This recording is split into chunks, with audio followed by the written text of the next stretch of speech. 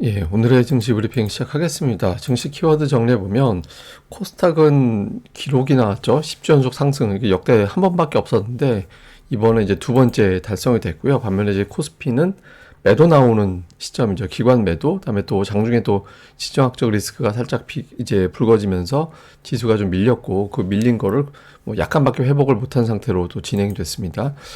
그리고 환율이 계속 올라가고 있다라는 점 좀 부담이 되죠. 그러니까 아무래도 환율 올라가면 외국인들이 추세적으로 매수하기에는 조금 어려움이 생기게 되거든요. 그러니까 이 부분은 조금 조심해야 될 것 같고. 근데 이제 종목들이 제약주에서 2차 전지주로 제가 어저께 다뤘던 내용이잖아요. 어저께 이렇게 됐다. 이게 이제 과연 다시 제약으로 컴백할까?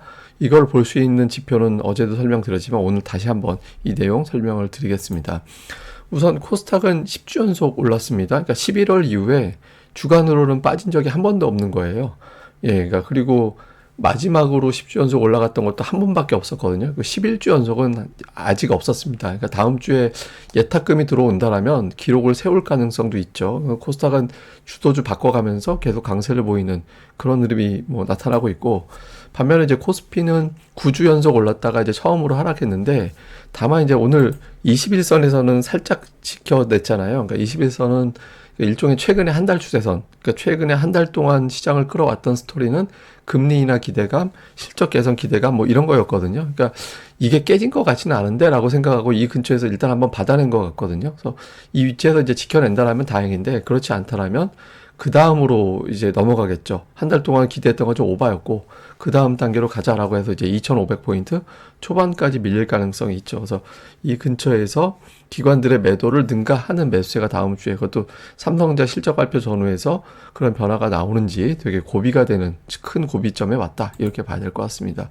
근데 어쨌든 수급 자체는 기관은 원래 연초에 계속 파니까 어쨌든 짧게 보면 하나의 어떤 매도 사이클이 짧게 보면은 뭐 일주일 만에 끝난 적도 있긴 하지만 정말 길게 이어질 때는 1분기 내내 나온 적도 있긴 했거든요.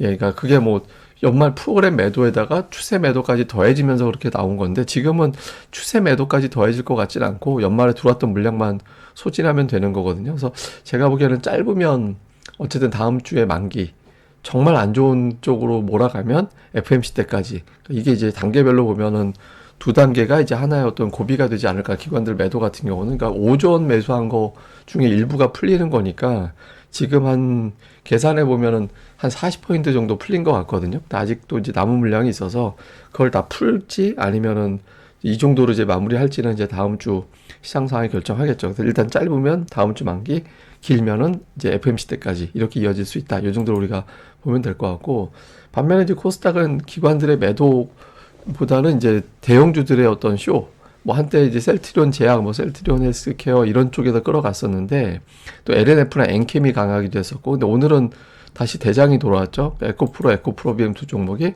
8.5포인트 정도 올렸습니다. 오늘 코스닥 상승폭의 60% 이상을 두 종목이 그냥 멱살 잡아 올린 그런 역할을 했거든요. 그러니까 에코프로머티라든가 이런 기업들이 MSCI 지수 들어간다 뭐 이런 내용들에다가 이제 제약주를 매도하게 되는 그런 게 요인이 또 작동이 됐잖아요. 그리고 최근에 보면 그 고객예탁금이 어쨌든 그 원래 월말 월초 그리고 연말 연초에는 변동성이 큽니다. 그러니까 이제 자금의 순수 주식 투자하려고 들어오는 자금 이외에 이제 다른 자금이 들어왔다 나왔다 하는 게 있어서 근데 어쨌든 저점 대비 예탁금 자체는 좀 늘어나 있는 상태다 보니까 대형주들을 일부는 좀 움직일 수 있는 돈이 있는 거죠. 근데 그게 이제 제약으로 갔다가 지금 이제 제약이 좀 시원찮아지니까 이제 2차 전지로 넘어가면서 시세를 좀 끌어왔던 것 같습니다.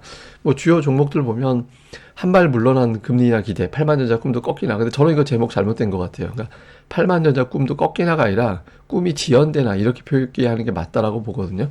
왜냐면 이제 금리 인하가 안 한다라는 게 아니라 생각했던 것보다는 늦어진다라는 거기 때문에 또 어쨌든 금리 인하 기대감이 좀 약화되면서 시장에 눌리는 건 사실이죠. 그래서 어쨌든 요 부분이 일부 영향을 준 것 같고, 다음에 오늘 2차 전지주 강세 보이게 된 이유 중에 하나가 재료적인 측면에서는 이제 에코프로머티가 급등을 하면서 이제 다른 어떤 에코프로 그룹주를 멱살 잡아 올리는 이제 그런 역할을 했던 것 같고요. 그다음에 장중에 이제 시장을 한번 훅 하고 밀어내렸던 재료가 이제 북한 도발 관련된 이슈가 있었죠. 이것 때문에 이제 지수가 빠지고 일부 방산주들이 올라오고 했는데, 그래서 제가 이제 빠르게 그 고릴라 리서치에도 올려드리고 이제 텔레그램에도 보내드린 건데, 이제 이전에 북한의 어떤 도발 있을 때 주식시장의 반응, 이런 데이터들이 좀 있었거든요.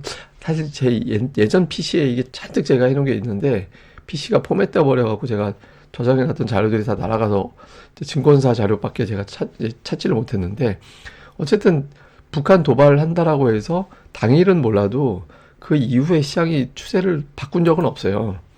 예, 그러니까 뭐 예전에 어떤 데이터들 제가 쭉 보여드리고 있는데, 시장 영향 때문은 몰라도 이 재료 자체가 시장을 흔들어서 그러니까 단기적인 거 이상 흔드는 사례는 별로 없거든요. 그래서 요거는 이제 조금 뭐 좀 북한 도발은 그러니까 제 생각에는 앞으로 자주 벌어질 가능성도 있다라고 보거든요. 근데 이제 자주 있다 하더라도 이제 북한 재료라는 건 당일날 반영되고 끝나거나 뭐 그렇게 되는 경우가 많아서 이 자체는 이렇게 의미를 둘 정도의 사안은 아닌 것 같다. 현재까지로는 예, 그렇게 보는 측면도 있습니다.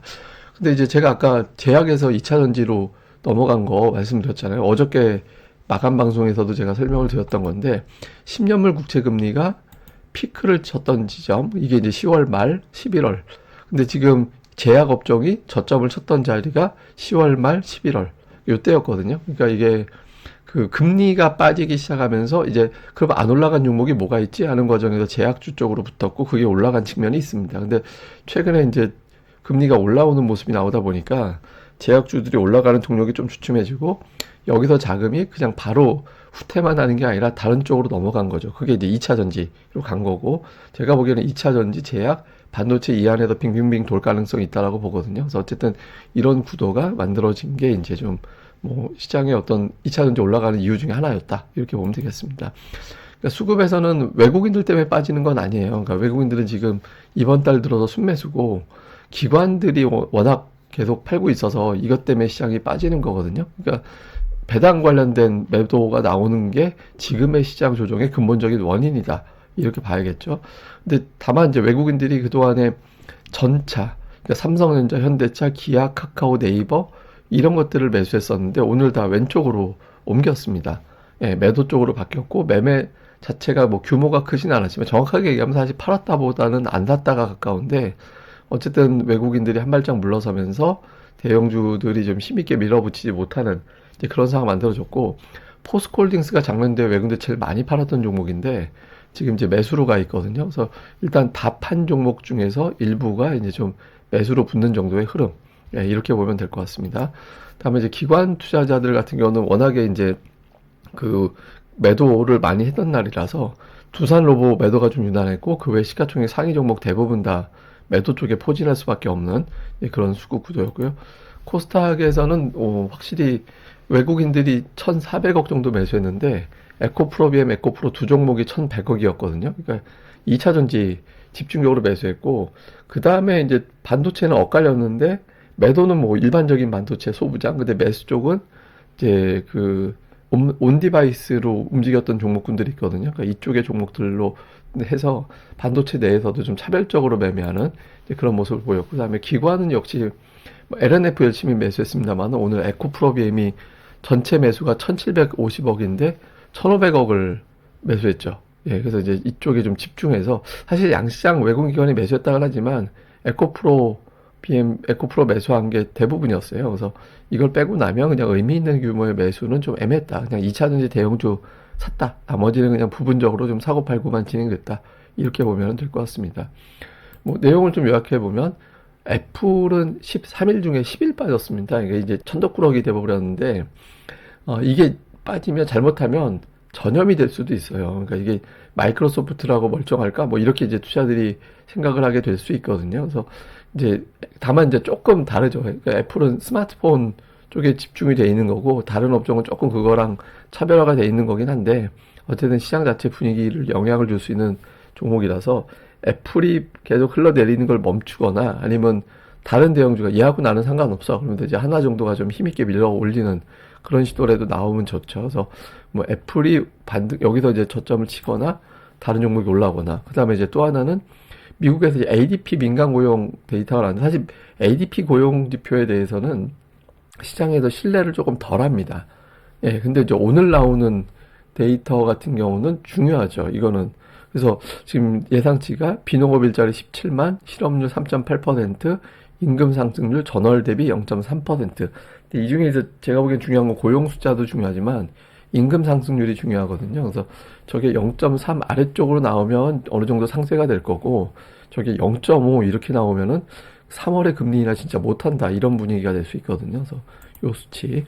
그 다음에 코스닥은 11조 연속 사상 처음인데 이게 가능할까? 이제 이게 가능할 수도 있죠. 왜냐하면 예탁금만 들어온다면, 이거는 예탁금 가지고 지금 그 돈 가지고 대형주 순환시키면서 움직이고 있는 거라서 예탁금 수준에 달려 있다. 그럴 가능성도 없잖아 있다. 이렇게 보면 되겠습니다. 그리고 오늘 뭐 2차 전지, 엔터, 방산주, 로봇주 이런 것들이 선별적으로 올라간 게 오늘 장의 특징이었습니다.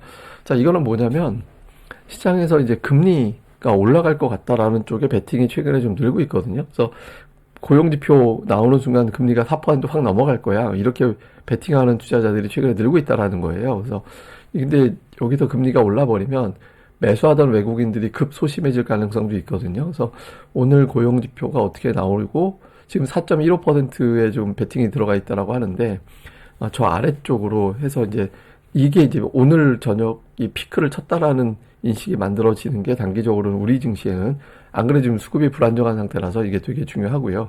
그리고 너무 또 금리가 올라가면 그나마 올라가던 코스닥도 좀 버거워질 수 있거든요.